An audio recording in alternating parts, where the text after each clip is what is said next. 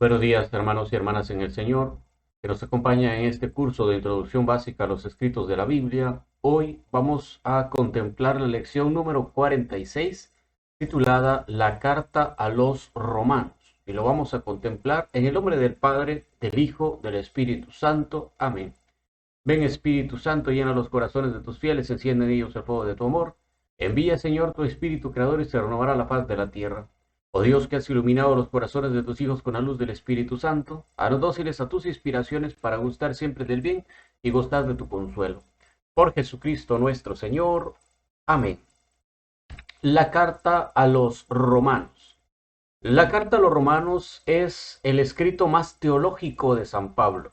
Se trata de una densa carta escrita con el rigor de alguien que sabía de los avatares del Evangelio, de los procesos de la predicación y de la catequesis cristiana.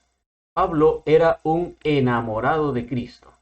Esta carta es una llamada a la catolicidad más genuina.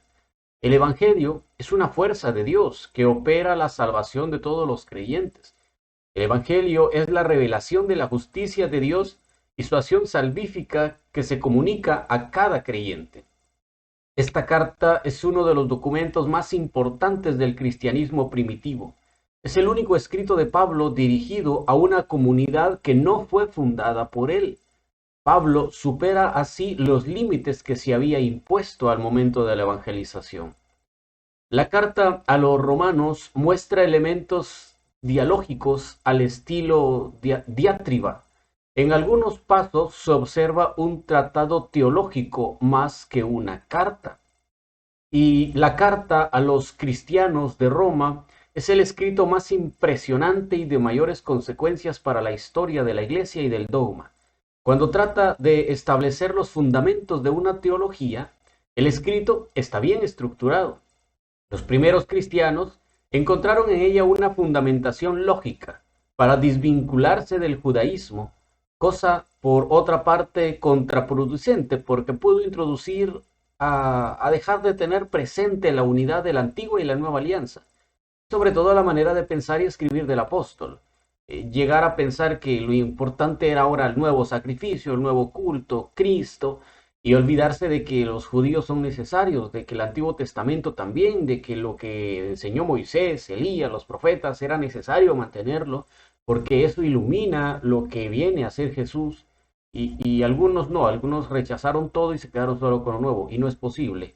Entonces tiene algunas ventajas, pero también tuvo algunas desventajas para los primeros cristianos. La Iglesia de Roma recibió el Evangelio como buena noticia de salvación. Es normal que ante el anuncio surgiera una comunidad cristiana. El inicio se debió quizás a una colonia judía que habitaba en la ciudad eterna. Estos judíos se convirtieron al cristianismo y prevalecieron en número a los cristianos que habían venido de los gentiles. Pablo escribe a los gentiles que también conviven en la ciudad de Roma. La ciudad de Roma que conoce Pablo era la mayor del imperio romano, llena de vida, como todas las ciudades mediterráneas. Estaba abierta a todas las corrientes de ideas y pensamientos. La riqueza acumulada en los primeros siglos antes de Cristo había cambiado el modo de vida. Si los pobres permanecían pobres y los ricos privilegiados, o todos, sin embargo, se ofrecían facilidades y también se ofrecían distracciones. Los pobres seguían siendo pobres. Los ricos cada vez eran más ricos, pero la diferencia es que habían teatros, habían acueductos, habían lugares en donde se entretenían y se divertían a los pobres, ¿no? Como para decir, para mantenerlos tranquilos y que no se acuerden que son pobres, ¿no? Los romanos tenían mucho eso, de entretener a la gente, de mantener feliz a la gente, pero siempre los mantenían pobres. La carta a los romanos ha constituido juntamente con la carta a los gálatas el principal punto de referencia en la polémica entre católicos y protestantes. Podría decirse que la reforma protestante ha hecho de la carta a los romanos su texto sagrado.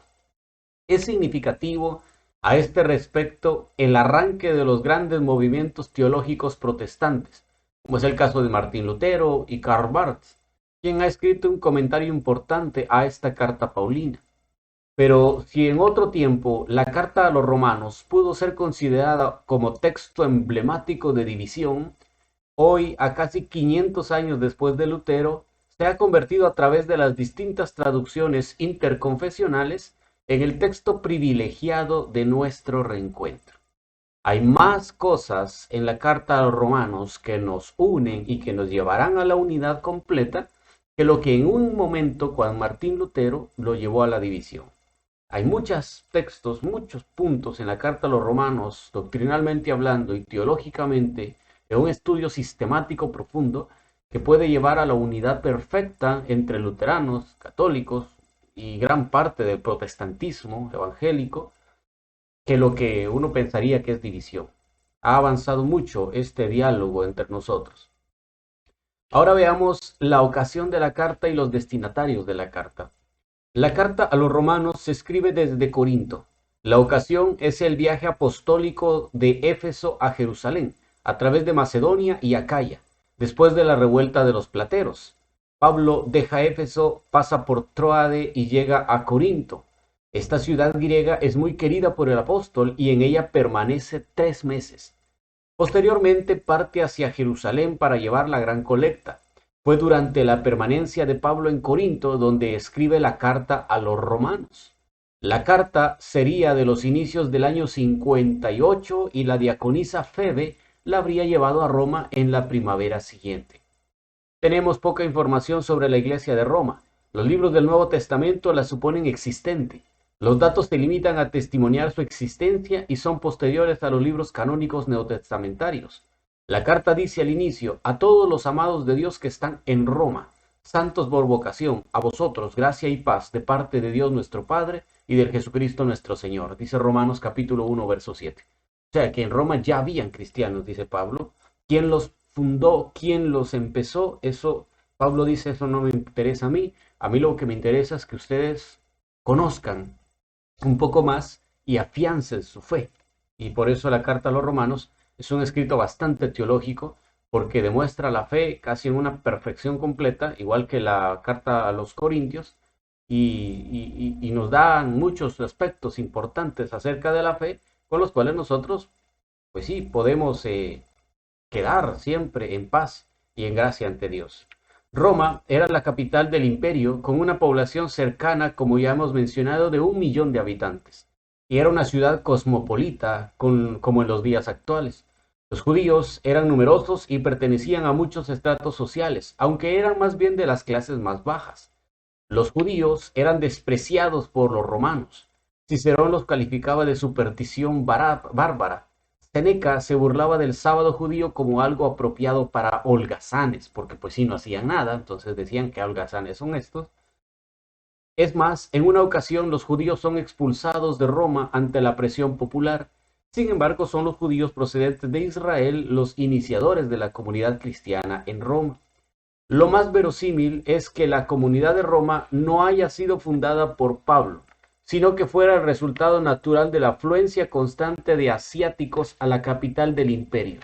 Lo cierto es que la comunidad era muy floreciente y la mayoría de los cristianos romanos procedentes de las comunidades de Grecia y de Asia Menor llegaban a vivir ahí, y como ya eran cristianos, ya habían pasado por el periodo de la conversión, ya sea con Pablo, ya sea con Apolo, ya sea con Pedro, con alguno de los demás apóstoles, pero llegaban a Roma y pues obviamente cuando uno es cristiano quiere ser cristiano donde sea, y entonces empieza la comunidad cristiana.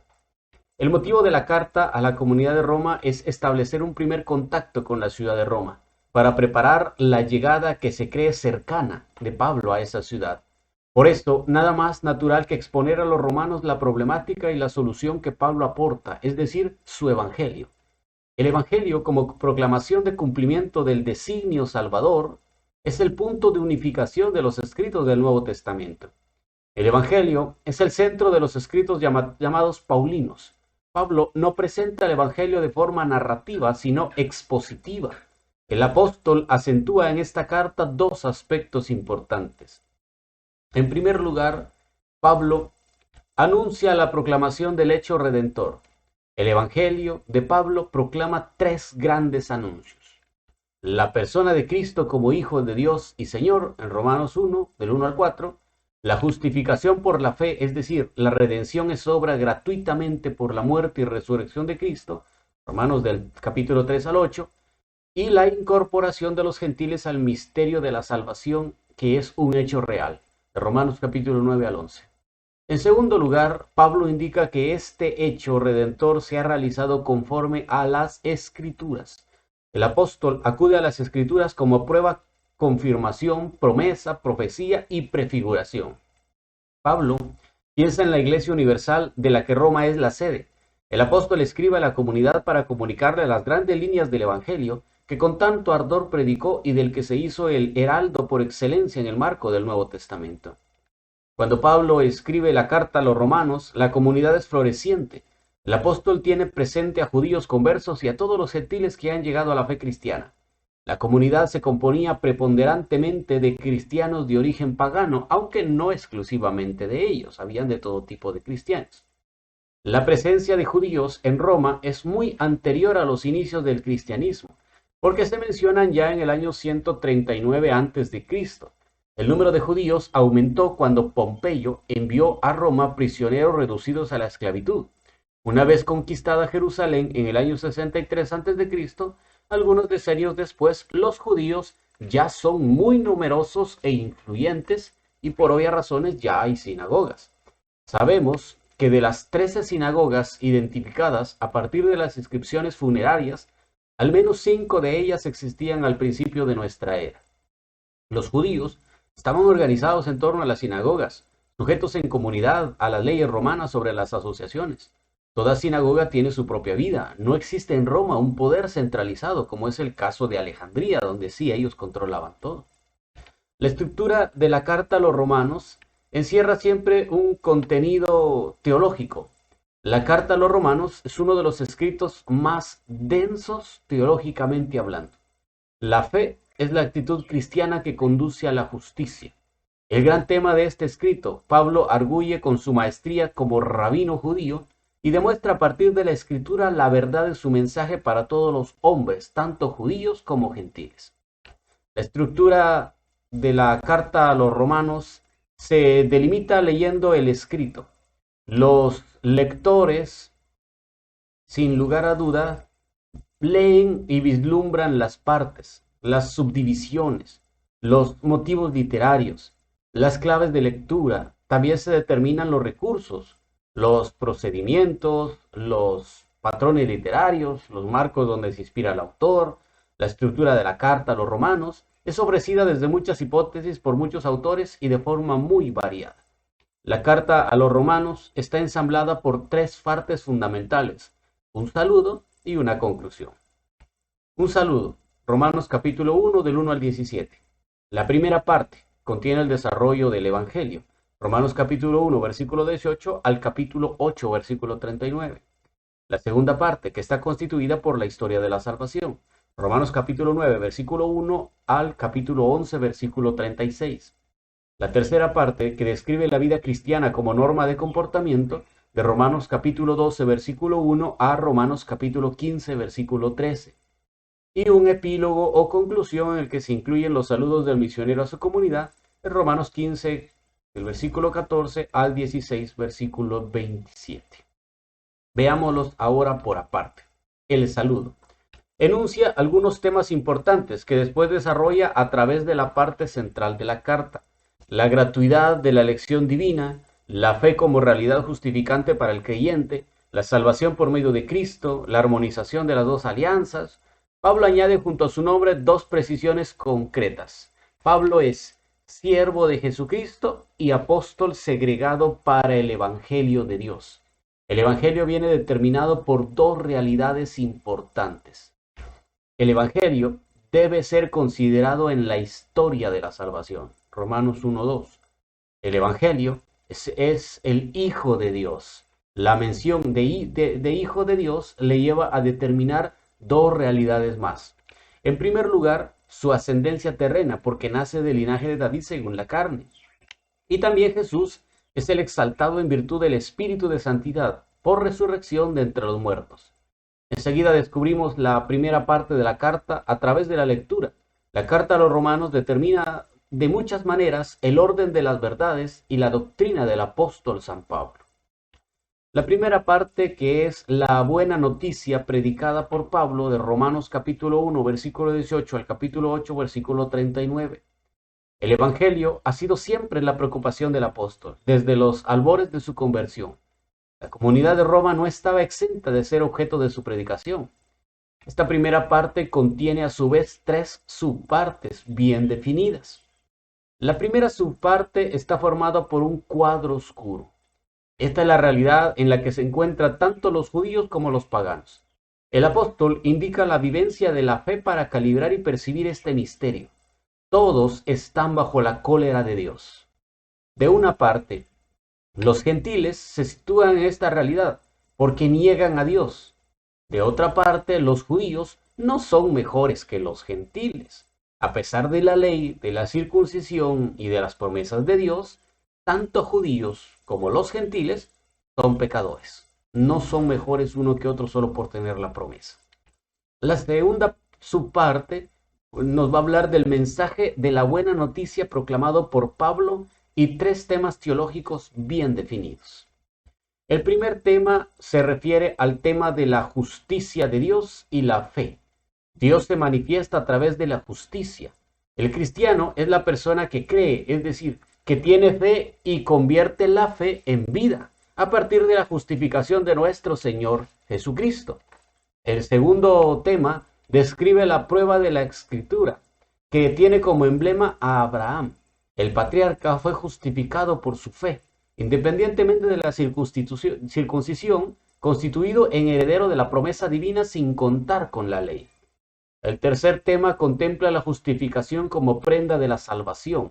La justificación de Cristo es prenda de salvación para el creyente, en virtud del ofrecimiento gratuito del amor de Dios.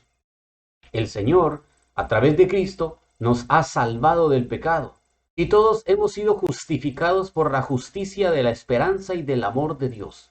La contraposición de Cristo es Adán, a quien todos pecamos por nuestra condición humana. Todos somos en una cadena de pecadores y estábamos destinados a la condenación. Cristo se contrapone a Adán y se convierte para nosotros en causa de salvación, nos lo dirá Romanos 5:12. La tercera subparte consiste en la liberación de los pecados, de la ley y de la muerte. Esta liberación debe realizarse incansablemente con las obras de una vida concorde. Posteriormente, el apóstol describe la situación del hombre antes de la encarnación de Cristo. Luego, una vez que Cristo ha resucitado de entre los muertos, el hombre no está sometido a la ley de Moisés. Pero la ley mosaica, según los judíos, expresaba la voluntad de Dios. Sin embargo, estaba hecha para abrumar al hombre, empeñado en la lucha interior. El poder del pecado se vale precisamente de la ley y aprovechándose de la ley, el pecado ha sabido hacerla su aliada para dar muerte al hombre. El apóstol relata la venida de Cristo, la vida del Espíritu y la condición de hijos de Dios. La condición de hijos de Dios se realiza por medio del Espíritu que procura la vida y la paz. La tesitura del hombre creyente también está entre la carne y el Espíritu. El Espíritu hace posible la vida del cristiano porque camina en su vida, según Dios. Cuando los hombres se dejan guiar por el Espíritu, se los reconoce como hijos de Dios. Este mismo Espíritu hace que clamemos todos: Dios es nuestro Padre. La conclusión de esta primera parte de la carta a los romanos está compuesta por dos pequeñas unidades. La primera de ellas es el plan de salvación, de Romanos 8, 28, 30. Y la segunda se refiere al proyecto salvífico divino, que desemboca necesariamente en una doxología al amor de Dios, clave de lectura de la teología paulina, de Romanos 8, del 31 al 39. La segunda parte nos va a hablar de la historia de Israel en la historia de la salvación, o mejor dicho, del papel de Israel en la historia de la salvación, del capítulo 9 al capítulo 11. El apóstol Pablo desarrolla en esta parte de la carta dos motivos principales, a saber, los privilegios de Israel y la realidad de Dios ante la situación de infidelidad de Israel. Los privilegios de Israel. La segunda parte de la carta a los romanos se abren con una unidad literaria relativa a los privilegios de Israel. El pueblo de Dios mantenía la adopción filial porque es llamado hijo de Dios o primogénito. Israel es también el heredero de la gloria del Señor y de la presencia. Estos privilegios frente a las naciones paganas fueron el presagio de los dones más abundantes. Cristo concedió su gracia a todos los que creyeran en él como nuevo templo. Las alianzas de Dios con Abraham, Isaac, Jacob, Moisés y David son presagio de la salvación mesiánica y de la nueva alianza definitiva. Estas alianzas se definen como en la carta a los Efesios. La carta a los Romanos utiliza el plural como en la carta a los de Éfeso, porque la acción de Dios no ha sido única, sino múltiple, y se ha prolongado por nuestro Señor Jesucristo junto a la idea de las sucesivas alianzas. San Pablo desarrolla de manera concisa el tema de la ley. También nos dirá en una segunda parte que Dios actúa ante la infidelidad de Israel. San Pablo toma la defensa de Dios ante la situación infiel e idólatra de Israel. Y por eso afirma, Dios no es infiel. Dios no puede ser parcial, porque incluso esta situación de infidelidad estaba prevista en el Antiguo Testamento. Los mismos judíos desconocieron la justicia de Dios. Moisés, mediador de Dios, es el anunciador de la justicia divina. Este cúmulo de actitudes no tiene excusa ante la realidad infinitamente bondadosa de Dios que se nos da en la palabra, como vehículo del Evangelio de Cristo. Esta palabra de Dios ha sido salvación para todos. La salvación de todos, tanto de judíos como de gentiles, es obra gratuita de Dios. Siempre existió un resto fiel a Dios de los padres, que era la reserva de Dios. Dios siempre salva y nunca condena. Por ello el apóstol describe la conversión de Israel como un gesto de la acción misericordiosa de Dios.